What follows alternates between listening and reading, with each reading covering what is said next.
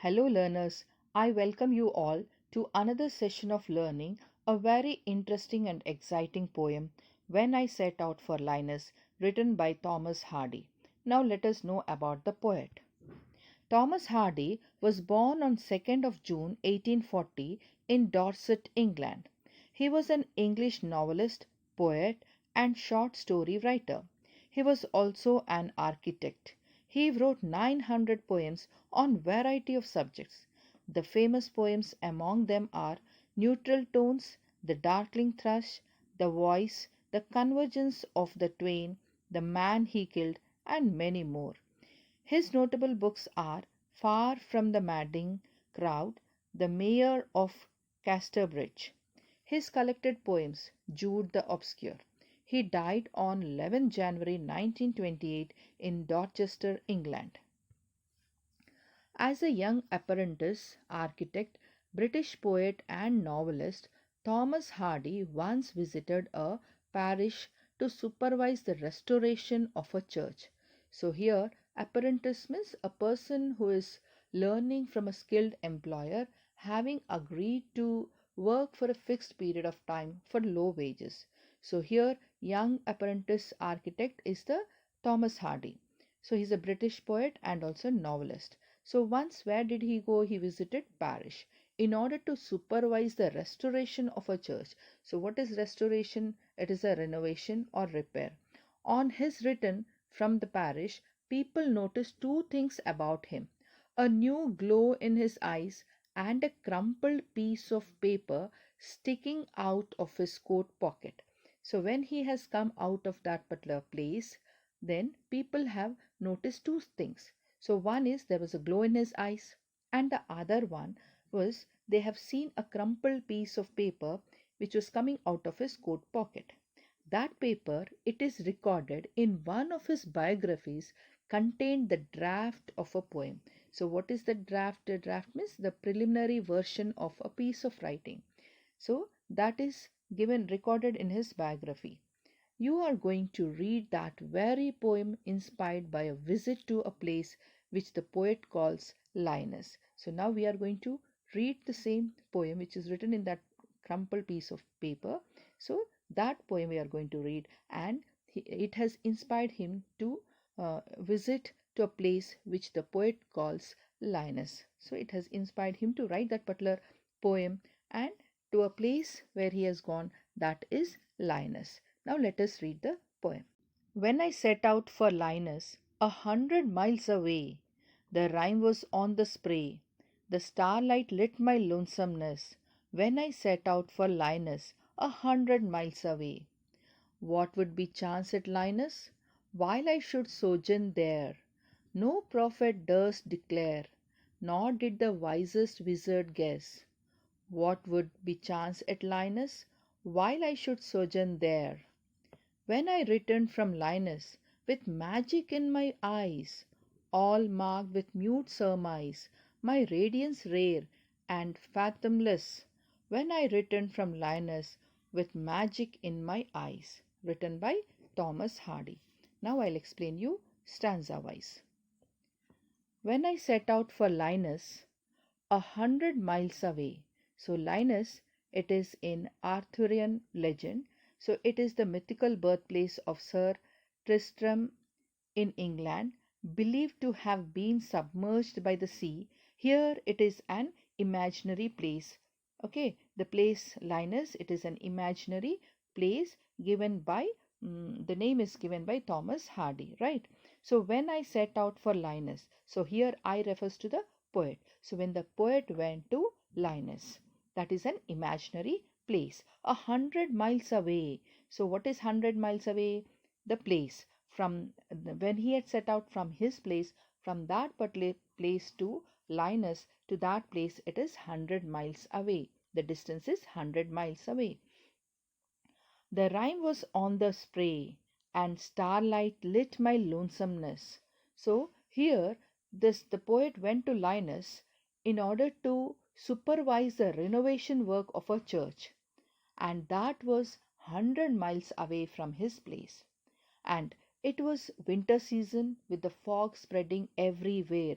The rime was on the spray. Here rime is the frost. It is the winter season. It was full of ice. On the spray. On the spray is that fog. It was on the leaves and branches of the trees. Here foliage, it refers to greenery. So everywhere it was ice. And starlight lit my lonesomeness. So here the light of the twinkling stars, that has guided the poet on a lonely path. What would be chance at Linus? So chance is happen. At Linus, Linus is the place, the imaginary place. While I should sojourn there. So I here refers to the poet. Sojourn is a temporary stay. No prophet durst declare. Durst is dared. Declare is to say. Nor did the wisest wizard guess. Wisest is the wise people, and wizard is the magician. And what would be chance at Linus while I should sojourn there? So here the poet stayed at Linus for some time, and in that short duration he found something was happening to him. It was an inner change that no prophet could dare to predict, or not even the wisest wizard or the magician were able to guess. The poet was unable to understand the feeling that he was going through. When I returned from Linus, so after completing that renovation work, when he returned, when the poet returned from that place with magic in my eyes, so his eyes, it had glow in his eyes, all marked with mute surmise. So all here refers to everyone. So all the people noticed. Marked here refers to notice. Everyone observed or they noticed with mute surmise. So mute means silent and surmise is they guessed. My radiance rayed and fathomless. My radiance, radiance is the glow. Rare is uncommon. Okay, and fathomless. So what is this fathomless? So deep that the depth can't be measured. When I returned from Linus with magic in my eyes. So here the poet, when the poet he returned from Linus, from that particular place, everyone noticed a change in his eyes. The poet's eyes were filled with a magical glow. They were shining with joy, and everyone tried to tell, and they were guessing the reason for the poet's deep radiance and the happiness, and however, they were unable to find it. So here, the visit to Linus brought a major transformation or a major change in poet's life. And after that, he started enjoying his life. And here, we come across some places. Some places they welcome us with mute surmise. And a visit to such places are really illuminating, right? Now let us see the poetic devices or the figure of speech. Now coming to the first poetic device, that is refrain. So what is refrain? The repetition of one or more phrases or lines.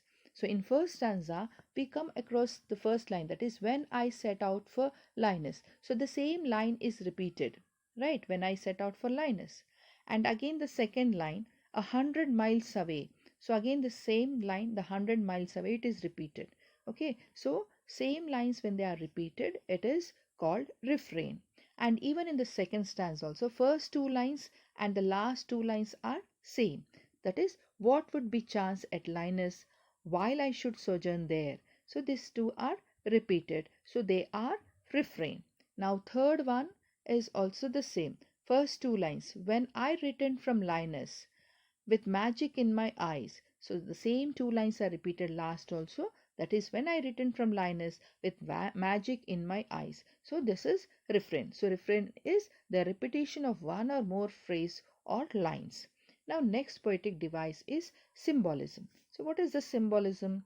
It is a poetic device where the poet uses an object or reference to add deeper meaning to the story or the theme. So here symbolism is used to provide meaning to the writing beyond what is actually being described. So beyond that we need to find that beyond that it is expressed by the poet. So here in the first stanza we have the fourth line, and starlight lit my lonesomeness. So here starlight. So here starlight is not only the twinkling of the stars but also the hope.